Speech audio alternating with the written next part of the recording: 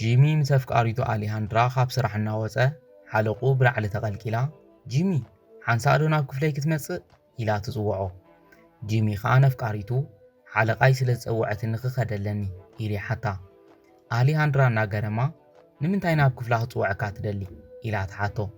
ንሱ ግና ታይሞ ፈሊጠ ምናልባሽ ብዛዕባ ስራሕ ርኢቶ ይህልዋ ኣይዝንግዕን ክፉ ኣይትሕሰቢ ኢልዋ ኸደ። ካብኡ ናብ ክፍላ ኣትዩ ወይዘሪት ካሚላ ክሰርሓል ክትደልዮ ነገር ተሃሊዶ ክትነግርኒ ኢሉ ይሓታ። ንሳ ከዓ ብዙሕ ነገር እየ ክትሰርሓለይ ዝደሊ ንሕጂ ግና ትሕቲ ዓራት ዝኣተወትኒ መፍትሕ ዶ ክተልዕለለይ ኢላ ትእዝዞ። ጂሚ ደስ እናበለኒ ብምባል ደኒኖ ልዕልዮ የቐብላ። ካሚላ ንግልጋሎት መስጊና ተዘይሸጊረካ ሕቆይ ይሕመኒ ስለ ዘሎ ማሳጅ ክትገብረኒ ዶ ትኽእል ኢላ ትሓቶ። ጂሚ እናፈርሐ ንምንታይ ኣነ ሆሴ ዳንኤል ኮሎ ንምንታይ ዳኣና ዓይመሪፅኪ ኢሉ ይሓታ።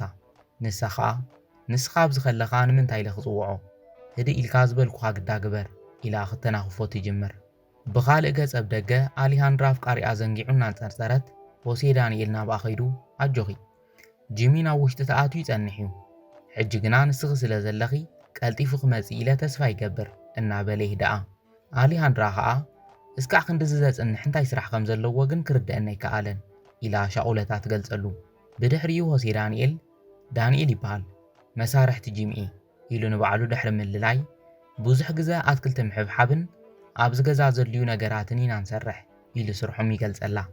ንሳ እውን ኣሊሃንድራ ይበሃል ኣፍቃሪት ጂሚ ብምባል ኢዳ ንሰላምታ ትዝርግሐሉ። ሆሴ ዳንኤል እናገረሞ ኣፍቃሪት ኣነኮ ሓፍቱ ክትመስልኒ ነርኪ የቕሬታ ብጌጋ ሒዘ ክጸኒሐ ይብላ። ኣሊሃንድራ ጸገም የብሉን ድሕሪ ምባላ ከምኡ እናበለ እዩ ንኹሉ ሰብ ዝዛረብ ኢላ ትምልሰሉ። ካብኡ ዳንኤል ተተጋገ የቕሬታ ግን ከዓ ኸማኸ ዝበለ ተፍቃሪት እናሃለወቶ ብኣኣ ዘይምካሕ ዓሻ ጥራይ እዩ ይብላ። ኣብ ውሽጢ ከዓ ጂሚ ንሓለቑኡ ማሳጅ እናገበራ ጂሚ ኣዳውካ ተረርቲኦም ስፖርት ሰርሕ ዲኻ ኢላ ትሓቶ። ንሱ ከዓ እወ ግዘብ ዝረኸብክዎ ይኸደ ኢሉ ይምልሰላ። ሆሴ ዳንኤል ድማ ንኣሊሃንድራ ሓደ ሰባት ዘለዎም ጸጋ እስካዕ ካልእ ሰብ ዝወስደሎም ኣይርድኦምን ኢሉ ይዛረባ። ኣሊሃንድራ ግና ጂሚ ካብ ቀደሙ ከምኡ ስለ ዝኾነ ለሚደየ ትብሎ። ዳንኤል ክትለምድየ የብልክን ከማኸ ዝኣመሰለት ምልክዕትን ወረጃን ጎርዞ መዓልታዊ ክትሕጎስን ክትምጎስን ጥራይ ዘለዋ ኢሉ የድንቓ። ኣብ ውሽጢ ድማ ካሚላ ንጂሚ ጽቡቕ እሞ ካብ ጽባሕ ጀሚርካ ናይ ውልቀ ሰልጣን ትኾንካ ታይ ይመስለካ ኢላ ትሓቶ። ጂሚ ከዓ እናተሓጎሰ እቲ ናይ ኣትክልተኛ ስራሕኸ ኢሉ ይሓታ። ክላራ ብዛዕቦ ይትሕሰብ ሆሴ ዳንኤል ኣለዎ ትብሎ። ዳንኤል ንኣሊሃንድራ ኣቕሪበ ብቐጥታ ብምዝራበይ ሕማቕ ንኽስምዐክ ተገይረ ይቕረ ግበርለይ ኢሉ ይዛረባ። ኣሊሃንድራ ከዓ ጸገም የብሉን ንኹሉ ዝበልካዮ ነገር ይቐኒየለይ ኢላ ትምልሰሉ። ዳንኤል ከዓ ጽቡቕ ተደሊኽን ንኹሉ ግዜ ብዚኤ ማለት ንጂሚ ክትብሊ ተመጺኺ ኢሉ ይሰናበታ። ድሕሪ ዝተወሰነ ደቓይቕ ጂሚ እናሰሓቐ ወፀ። ኣሊሃንድራ ከምስትኡ እናረኣየት ከምዚ ዝሕጉስ ደኣ ታይ ተረኺቡ ኢላ ትሓቶ። ንሱ ከዓ ኢሂ ኣነ ክሕጎሰ ይክእል እንዴ ኢሉ ይምልሰላ። ኣሊሃንድራ ቀጺላ ገጽ ሓለቓኻ ምርኣይ እዩ ዝሐጉሰካ ማለት እዩ ኢላ ክትቋየቆ ትጅምር። ጂሚ ከዓ እናሓረቐ ሕጂ እውን ቀኒእኺ ዲኺ ኢሉ የፋጥጠላ። ኣሊሃንድራ ርኢቶ ኤኮ ተዛሪበ ትብሎ። ንሱ ከዓ በለ ርኢቶኽን ውሽጢ ክሓዝዮሞ ንዕናይ ኢሉ መሪሕዋ ይወፅእ። ንጽባሒቱ ሆሴ ዳንኤል መሐንበስ ገን እናጽረየ ጂሚ ቁምጣ ወዲ ይመጽእ። ሆሴ ዳንኤል ብኣግራሞት እናረኣየ ታይ ደኣ ወሪድካ ጂሚ ሓድሽ ዩኒፎርም ድዩ ዋላ ስራሕ ክትገድፉ ሓሲብካ ኢሉ ይሓቶ። ጂሚ ግና ብህድኣት ንጽቡቕ እዩ ናይ ውልቀ ሰልጣን ሓለቓና እኮ ኮይነ ኢሉ ዕቤቱ ይገልጸሉ። ሆሴ ዳንኤል ከዓ ኣነ ግን ጽቡቕ ነገር ይረኣየንን ኢሉ ይምልስ። ጂሚ ኣይትጋገ ተወሳኺ ሞያይ ስለ ዝኾነ እዩ ይብሎ። ዳንኤል ከዓ ጂሚ ጥዒትን ምልክዕትን ሰበይቲ ከም ዘለትካ ትፈልጥ ኢኻወ ስለዚ ንኻሚላ ኢልካ ከይትኸስራ ኢሉ ይመኽሮ። ጂሚ ግና ብንዕቐት እናረኣየ እንታይ ሞ ክገብር ኢልካኒ ኢኻ ዕድል ባዕሉ ተመፂኡ ክትጥቀመሉ ግድን እዩ ኢሉ ይምልሰሉ። ዳንኤል ምስ ሓለቓና ዘይኮነ ርክብ ንምጅማር ወሲነ ከይትብለኒ ኢሉ ይሓቶ። ጂሚ ከዓ ብፍጹም ክኾን ኢለ እኮ ይገመትኩን ትማሊ ፀዊዓ ዝባነይ ድረዘኒ ኢላትኒ ስለዚ ናበይ ከም ዘምርሕ ፍሉጥ እዩ ይብሎ። ሆሴ ዳንኤል ግና ሕጂ እውን እናሓረቐ ሰበይትኻ ኸ ኢሉ ይሓቶ። ጂሚ ከዓ ዝኾነ ሰብ ተዘይሓሲላ ክትፈልጠሉ ትኽእል መገዲ የለን ኢሉ ብጥርጣረ ይሪኦ። ሆሴ ዳንኤል ግና ዋላ ሓንቲ ከይመሰሎ ንካሚላ ተራ መዘናጊዒ ኢኻ ብድሕሪኡ ግን ዋላ ሓንቲ ረብሓ ይብልካን ንዓ ኢልካ ናብራኻ ይተበላሹ ኢሉ ይመክሮ። ጂሚ ንምኽሩ ዕሽሽ ኢሉ ናብኣ ዘቕርበኒ ዝኾነ ነገር ንምግባር ድልው ኢሉ ይምልስ። ሆሴ ዳንኤል ግደፍ ጸኒሑ ከየጣዓሰካ ኢሉ ይልምኖ። ጂሚ ግና ረሓቐለይ ቀኒእኻ ኢኻ ዝገብሮ ጸቢቐ ዝፈልጥ ሰብ ኢልዎ መገዱ ይቐጽል። ናብ ውሽጢ ምስ ኣተወ ናብ ክላራ ቀሪቡ ዓሙና መጽ ኣለኹ ፈላመይቲ መዓልቲ እንታይ ክትሰርሕ ከም ትደሊ ጥራይ ንገርኒ ኢሉ ይሓታ። ንሳ ከዓ ኣሰልጣኒ ንስኻ ኢኻ ዝደለኻዮ ኣዝዘኒ ልዕሊ ኩሉ ግና ድሕሪተ እየ ክገጅፈለይ ዝደሊ ትብሎ። ጂሚ ዘረባ እናሰምዐ ከይሓሰቦ ልዕሊ እዚ ኢሉ ይሓታ። ታይበልካ ምስ በለቶ ግና ሕራይ ከም ዝበልክዮ ስኳት ብምስራሕ ንጀምር ኢሉ ይምልስ። ካብኡ ተቐራሪቦም ምስራሕ ጀመሩ። ኣብ መንጎ ግና ካሚላ ኮነ ኢላ ናብ ልዕሊኡ ትዘልል። በዚ ምክንያት ተተራኢሶም ናብ ባይታ ይወድቁ።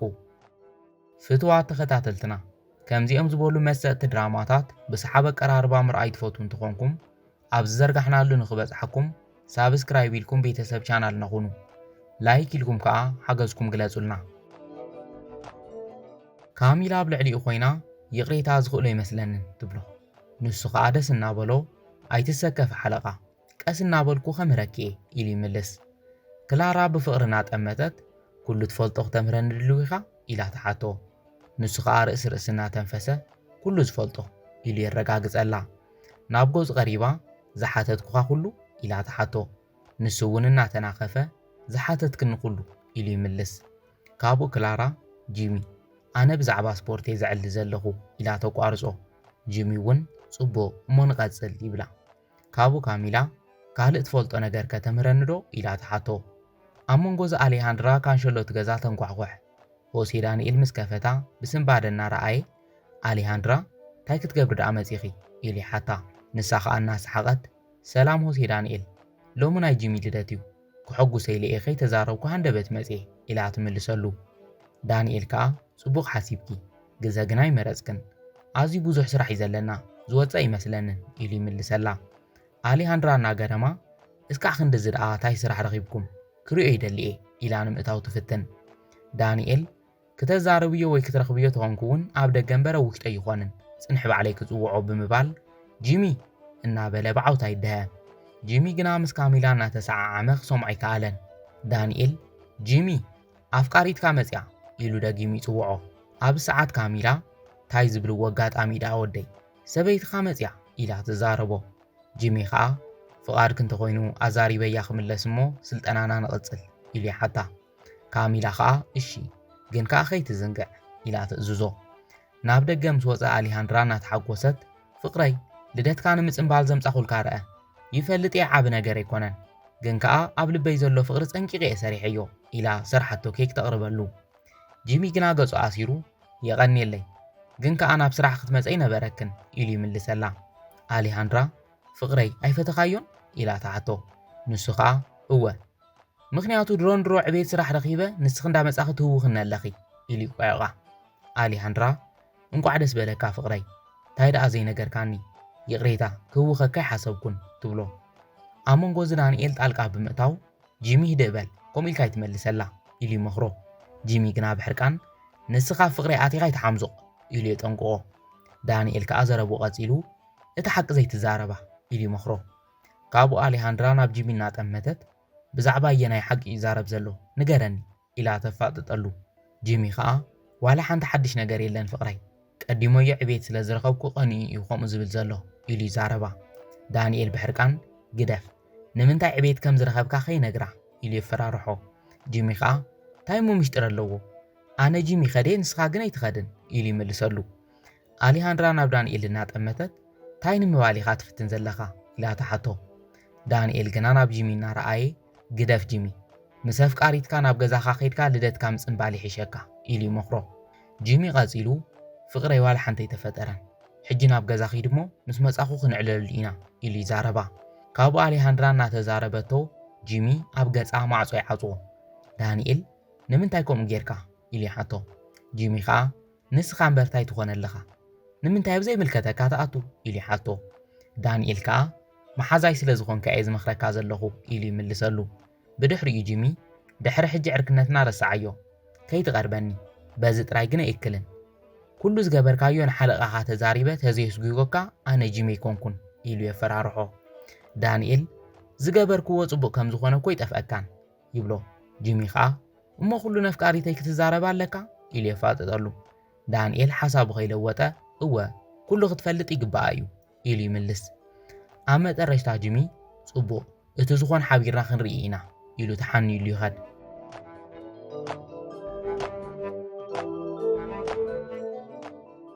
ድሕሪ ምኻዱ ዳንኤል ብጉያ ናብ ደገ ብምውፃእ ኣሊሃንድራ እናኸደ ተርኪቡ የጸናንዓ። ኣሊሃንድራ ደሓኒ ክኸድ ፍቐደለይ ኢላ ተሓቶ። ዳንኤል ከዓ ደሓን ከም ዘየለኺ ይፈልጥ እየ ከምኡ ክዛረበከ ይነበሮን ኢሉ ይምልሰላ። ንሳ ከዓ ሕጂ ኮ ለሚደየ እየ ምናልባሽ ኣነ ይምጥኖን ይኾን ኢላ ትምልስ። ዳንኤል ድማ በጃኺ ከምኡ ይትሕሰቢ ኣሊሃንድራ ንስኻ ኣበር ኣልቦ ጓል ኢኺ ንሱ ንዓኺ ምኽባር ዘይከኣለ እምበር ንስኺ ስለ ዘጥፋእኸ ይኮነን ኮይኑ ግና ሓንቲ ኢልኪ ከይትሓስቢ ንሱ ተዘይከኣለ ካልእ ንዓኺ ዝኾን መሊኡ እዩ ይብላ። ኣሊሃንድራ ዘረብኡ እናግረመላ እንታይ ንምባል ደሊኻ ኢላ ተሓቶ። ንሱ ከዓ ንስኺ ጥራይ ዘይጠቕመኪ ነገር ካብ ህይወት ከወግድ እምበር ንዓኺ ዝበሎ ክመጽእ እዩ ዘይግብኦ ሰብ ኩንነክ የብሉን ኢሉ ይመኽራ። ብኻልእ ገጽ ጂሚ ናብ መደቀሲ ክፍሊ ሓለቕኡ ምስ ከደ ኢሂ ዝተፈጠረ ፀገም ኣሎ ድዩ ኢላ ተሓቶ። ንሱ ከዓ ዋላ ሓንቲ ኢሉ ይምልስ። ካሚላ ብዘይገለ ነገርማ ገጽካ ሃንደበት ክስመት ኣይክደንን ንገረኒ እንታይ ፀገሚ ተፈጢሩ ትብሎ። ንሱ ከዓ ሆሴ ዳንኤል ኣብ መንጎይን ኣብ መንጎኽን ካልእ ርክብ ከም ዝተፈጠረ ነፍቃሪተይ ሓሲላ ኢሉ ይዛረባ። እንታይ ዓይነት ነገራት ኢላ ተሓቶ። ንሱ ከዓ ሕቡእ ርክብ ከም ዘለና ተዛሪብዋ ኢሉ ይምልስ። ካሚላ ካብ ዓራታ እናተስአት ፈጺሙ ሓሳበ ይተውካ ባዕለይ ክፈትሐ እየ ንዓናይ ኢላ መሪሓቶ ትወፅእ። ብኻልእ ገጽ ዳንኤል ንኣሊሃንድራ ክትዛረብዮ ሰብ ተደሊኺ ኣለኹልኪ ኣብ ዝደለኽዮ ሰዓት ክትረኽብኒ ትኽእል ኢኺ ኢሉ ቃሊኣትወላ። ኣሊሃንድራ ከዓ ዝርዳእኒ ሰብ ኣሎ ኢለ ይሓሰብኩ ነይረ ንሰናይ ዘረባኻ ይቐኒየለይ ኢላ ብምስጋን ስዒማቶ ትኸድ። ሆሴ ዳንኤል ናብ ስሩሕ ምስ ተመለሰ ካሚላ ዳንኤል ንምንታይ ኢኻ ኣነን ጂምን ርክብ ከም ዘለና ተውሪ ዘለኻ ኢላ ተፋጥጠሉ። ንሱ ከዓ ሰገጥ ከይበለ ምኽንያቱ ሓቂ ስለ ዝኾነ ኢሉ ይምልስ። ካሚላ መረዳእታ ከይሓስካ ብኸመይ ኣፍ ልብኻ መሊእኻ ትዛረብ ኢላ ተሓቶ። ንሱ ከዓ ይቕሬታ ሓለቓ ክጎድኣኩም ሓሲበ ኣይኮንኩን ኢሉ ይምልሰላ። ካሚላ ንመጠረሽታ ግዜ ብምሕረት ክሓልፈካ እየ ካልኣይ ግዜ ጥራይ ከይድገም ኢላ ጠንቂቓቶ ትኸድ። ካብኡ ጂሚን ካሚላን ተማሪሖም ናብ ውሽጢ እንትኣትዉ ዳንኤል ናብ ስሩሕ ይምለስ። ንኒ ጂሚ ናብ ውሽጢ ምትኣተዉ ካሚላ ፀገምካ ፈቲሕዮ ኣለኹ ሕጂ ሓደ ሕቶ ክሓተካ እየ ብቐጥታ ትምልሰለይ ኢላ ትእዝዞ። ጂሚ ከዓ ብድኣት ሕተትኒ ፀገም የለን ይብላ። ካብኡ ካሚላ ትፈትወኒ ዶ ኢላ ተሓቶ። ጂሚ ንስኺ እኮ ንኩሉ ወዲ ኣዳሚ ክትማርኽዮ ኢሉ ይዛረባ። ካብኡ ካሚላ ብሕርቃን ንዓኸ እኮ ዝሓትት ዘለኹ ትፈትወኒ ዶ ኢላ ደጊማ ተሓቶ። ጂሚ ከዓ እናሓፈረ እወ ይፈትወኪ ኢሉ ይምልስ። ካሚላ ልዕሊ ኩሉ ሰብ ኢላ ተሓቶ። ንሱ ከዓ እወ ኢሉ የረጋግጸላ። ካብኡ ሃንደበት ርእሲ ዕላሎም ለዊጣ ኣብዚ ገዛ ሰራሕተኛ ምዃንካ ትፈልጥ ኢኻ ኣነ ወናኒት ዝገዛ ምዃነይ እውን ኣይጠፍአካን ከይትርስዕ ንሕጂ ግን ክትከድ ትኽእል ኢኻ ኢላ ተሰናብቶ። ናብ ደገ ምስ ወፀ ዳንኤል ይሂ ጂሚ እንታይ ተፈጢሩ እንታይ ደኣ ገጽካ ደርቢኻ ተባኢስኩም ግዲ ኢሉ ይሓቶ። ንሱ ከዓ ግደፈኒ ዳንኤል ኣብ ጽቡቕ ስምዒት የለኹን ኢሉ ይዛረቦ። ዳንኤል ግና ዋላ ሓንቲ ከይመሰሎ ኣብ መጠረሽታ ሰራሕተኛ ምዃንካ ረዲኣ ዶ ቦታኻ ትሒዛትካ ኢሉ ይቕይዐሉ። ጂሚ እናሓረቐ እንታይ ንምባል ኢኻ ደሊኻ ክትገልጸለይ ዶ ኢሉ ይሓቶ። ዳንኤል ከዓ ስማዕ ጂሚ ዝተለወጠ ነገር የለን እምቢ ከምዘይትብላ ፈሊጣ እያ ትፃወተካ ዘላ ይብሎ። ጂሚ ግና ንስኻ ትፈልጦ ዋላ ሓደ ነገር የለን ኣነ ንሓለቓይ ወሳኒ ሰራሕተኛ እየ ንሳ ከዓ ኣዝኣ ተኣምነኒ ኢሉ ይዛረቦ። ካብኡ ዳንኤል እናሰሓቐ ካብ ልብኻ ዲኻ ከምኡ ተኣምን እንታይ ደኣ ወሪድካ ጂሚ ንሳ እኮ ወናኒት ዝኹሉ ሃብቲ እያ መን ኢኻ ንስኻ ተራ ሰራሕተኛ። ካብኡ ከዓ ኣሊሃንድራ እዚ ጉዳይ ተፈሊጣ እንታይ ከም ዝፍጠር ኣይትረስዕ ይብሎ። ጂሚ ግደፍ ኣብዚ ጉዳይ ንኣሊሃንድራ ይትእትዋ ኢሉ የጠንቅቖ። ንሱ ግና ምእታዋ ኣይተርፍን ብዘይቲ ምጥነካ ጓል ዓዊርካ መንነትካ ፍቕርካን ህይወትካን ኢኻ ትስእን ዘለኻ ኢሉ ይመኽሮ። ካብኡ ጂሚ እስኪ ንገረኒ ዳንኤል እንታይ እሞ ክገብር ኢሉ ይሓቶ። ዳንኤል ከዓ ኣይከውንን በላ ካልእ ተተረፈካ ክብርኻ መንነትካ ልዕሊ ኩሉ ከዓ ንኣሊሃንድራ መትረፍካ ኢሉ ይመክሮ ኣብ መጠረሽታ ጂሚ ምናልባሽ ሓቅኻ ክትኮን ትኽእል ኢኻ ሕጂ ግና ክኸደለኒ ድሓን ሕደር ኢልዎ ይወፅእ ጂሚ ናብ ገዝኡ ኸይዱ ማዕፆ ከንኳሕኩሕ ይጅምር ኣሊሃንድራ ምስ ከፈተቶ ክነዕልል ዶ ኢሉ ይሓታ ንሳ ድማ ሕጂ ኸ ክትዋርደኒ ዲኻ መፂኻ ኢላ ተፋጥጠሉ ንሱ ግና ኣይኮነን ይቕሬታ ክሓተኪ እየ መፂ ኢሉ ምሕረት ይልምና ካብኡ ኣሊሃንድራ ሕጂን ሕጂ ደኣ እንታይ ሓሳብካ ለዊጥካ ወሴ ዳንኤል ድዩ ኢላ ተሓቶ ጂሚ እናሓረቐ ንምንታይ ከምኡ ኢልኪ ምስ በላ ኣሊሃንድራ ምኽንያቱ ንሱ ሓቀኛ እዩ ዘይከማኻ ከመይ ንጓል ይሕብሐብ ዝፈልጥ ለባም ኢላ ትምልሰሉ ጂሚ ፈቲኹዮ ዲኺ ኢሉ ይሓታ ንሳ ኸኣ ኣይወፀንን ግን ንሰብ ዘለዎ ክብሪ ፈትየሉ እየ ኢላ ትምልስ ካብኡ ጂሚ በጃኺ ኣሊሃንድራ ርክብና ክመሓየሽ እየ ዝደሊ ሓግዝኒ ብሓደ ንኹን ኢሉ ይልምና ካብኡ ኣሊሃንድራ ምስ ዓሙኻ ተባኢስካ ዲኻ ኢላ ተሓቶ ጂሚ ኸኣ ኣሊሃንድራ ኣነ ሰላም ይደልየ መልስኺ ከምዚ እዩ ኢሉ በደለኛ ክገብራ ይፍትን ካብኡ ኣሊሃንድራ ሕርቃና እናጠፍአ ካብ ልብኻ ዲኻ ኢላ ተሓቶ ንሱ ኸኣ እወ ካብ ልበ እየ ኢሉ ቃልይ ኣትወላ ኣሊሃንድራ ቀፂላ እንድሕር ካብ ልብኻ ኮይኑ ስራሕ ግደፎ ኢላ ትእዝዞ ጂሚ ኸኣ እናፈለጥኪ ኣሊሃንድራ እቲ ስራሕ እኮ የድልየኒ እዩ ኢሉ ይምልሰላ ንሳ ኸኣ ፀገም የብሉን ካልእ ክትረክብ ኢኻ ኢላ ትዛረቦ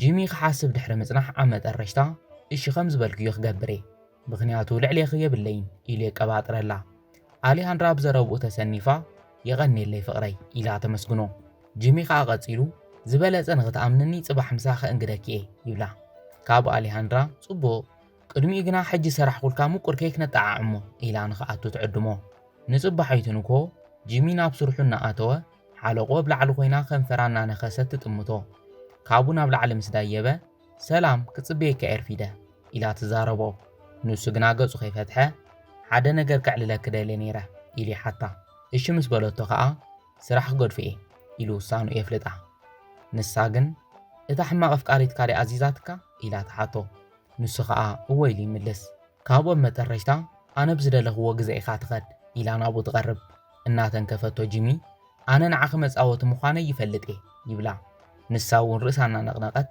ኣይተጋግኻን ኣነ ድማ ፀወታ ይፈቲ እየ ኢላ ትምልሰሉ ኣነ እሞ ኣካል እቲ ፀወታ ክኾነ ይደልን ምስ በላ ዘንጊዕኻ ኢላ ትስዕሞ ካብኡ ኸኣ ፈጺምካ ዘይትርስዖ ነገር ከርእየካ እየ ኢላ ክትጎቶ ትጅምር ንሱ ግና ኣይኾንን ኢሉ ኣብ ዘለዎ ይተርፍ ካብኡ ብሕርቃን ኣፍቃሪትካ ድያ ከምዚ ጌራትካ ኢላ ምስ ሓተተቶ እወ ሕጂ ምሳሕ ብሓደ ቆፀሮ ስለ ዘለና ክኸደ ኢሉ የፍልጣ ካብኡ ካሚላ ብሕርቃን ሕራይ ግን እግረ መንገድኻ ንዓይ ደጊምካ ከምዘይትረኽበኒ ከዘኻኽረካ ይፈቱ ኢላ ትዛረቦ ጂሚ ንደቓይቕ ክሓስብ ድሕሪ ምጽናሕ ክሳዳ ብኢዱ ሒዙ ከንፈራ ክስዕማ ይጅምር ብኻልእ ገጽ ኣሊሃንድራ ኣብ ሰዓት ቆፀራኣ ተረኺባ ንጂሚ ትጽበየላ ኣብ ሰዓት ከመጋጣሚ ዝሓልፍ ዝነበረ ዳንኤል መፅኡ ሰላምታ ብምሃብ ኣሊሃንድራ እንታይ ደኣ በይንኺ ኢሉ ይሓታ ንሳ ኸኣ ንጂሚ ይጽበየ ኣለኹ መቸም እስካ ሕጂ ካብ ስራሕ ወፂኡ ይኾን እዩ ኢላ ትምልሰሉ ዳንኤል ግና ንሕቶኣ ንዘይምምላስ መሬት እናጠመተ ሱቕ ይብል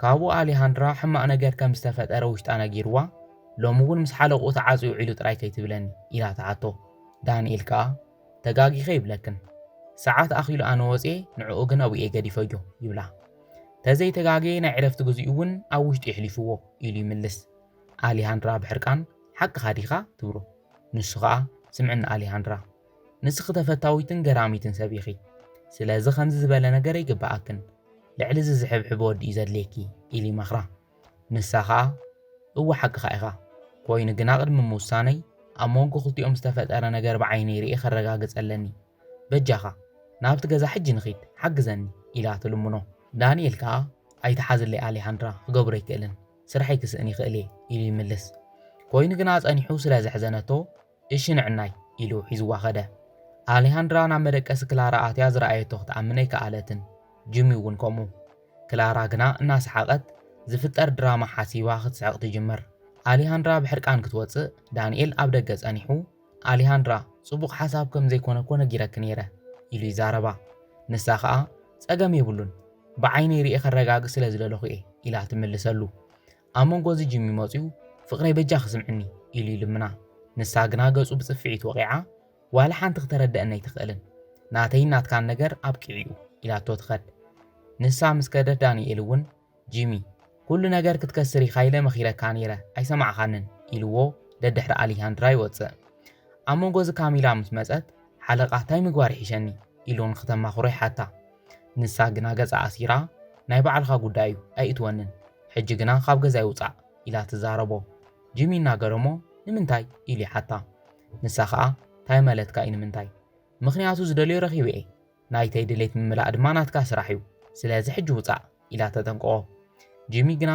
ሕጂ እውን እናተገረመ ኣነ ንስኽን እኮ ኢሉ ዘረቡ ከይወድአ ክላራ ኣነ ንስኻን እንታይ በጃኻ ቦታኻ ሓሉ ንስኻ እኮ ኣትክልተኛ ኢኻ ኢላ ትዛረቦ ጂሚ ብሕርቃን ብኸምዚ መገዲ ክትሰጉና ኣይትኽእልን ኢሉ ይምልሰላ ክላራ ከዓ ይኽእልን ፈረቓን ኣነ ኮ ወናኒት ዝገዛ ፖሊስ ከይፀዋዕኹ ግዳኺድ ኢላ ተፈራርሖ ድሕረ ዋርሕ ኣሊሃንድራን ዳንኤልን ተሓቋቒፎም እናኸዱ ዳንኤል ኣነስካ ሕጂ እዩ ዝገርመኒ ዘሎ ኣነ ንስኽን ከምዚ ክንኮን ኢና ኢሉ መን ይሓስብ ኢሉ ይሓታ ኣሊሃንድራ ድማ እወ ዳንኤል ኮይኑ ግና ግዘ ከም ዘድልየና ነጊረካ እየ ኢላ ትምልሰሉ ዳንኤል ከዓ ፀገም የብሉን ኣነስካዕ ዝኾነ ግዛ ክፅበ ፍቓደኛ እየ ኢሉ ይምልሰላ ካብኡ ኣሊሃንድራ ሓቂ ንምዝራብ ንስኻ ተዘይትህሉ ዝሓለፉ ፈተንቲ ዋርሕ ከመይ ክሰግሮም ከም ዝነበርኩ ይፈልጥን ይቐኒለይ ኢላ ትስዕሞ ኣብ መንጎ እዚ ጂሚ ደድሕሪኦም መፅዮ ይሰንብዶም ኣሊሃንድራ እናገረማ ጂሚ እንታይ ደሊኻ ኢላ ትሓቶ ንሱ ከዓ ንበይኒ ክዶ ክዛረበኪ ኢሉ ይምልሰላ ኣሊሃንድራ ግና ዳንኤል ኩሉ ኣለዎ እቲ ክትዛረበኒ ዝደለኻ ተዛረብ ኢላ ካን ትብል ካብኡ ጂሚ በዲለኪ እሞ ይቕረ ግበርለይ ኢሉ ምሕረት ይልምና ኣሊሃንድራ ከዓ ናብ ዳንኤል እናጠመተት ጂሚ ሕጂ ረፊድ እዩ ካብ ልበይ ዘፍቅሮን ማዕረ ነብሱ ዘኽብረንን ሰብ ረኺበ እየ ኢላ ትምልሰሉ ካብኡ ጂሚ ንዳንኤል ከዳዕ ኢሉ ይፀርፎ ዳንኤል ከዓ በጃኻ ጂሚ ዘለካ ከይትኸስር ኢለ ክንደይ መዓልቲ ከም ዝመኸርኩኻ ይትረስዕ ይብሎ ካብኦም መጠረሽታ ክልቲኦም ድሕሪ ሕጂ ከይትህውኸና ኢሎምዎ ተሓዋቒፎም ጉዕዝኦም ይቕፅሉ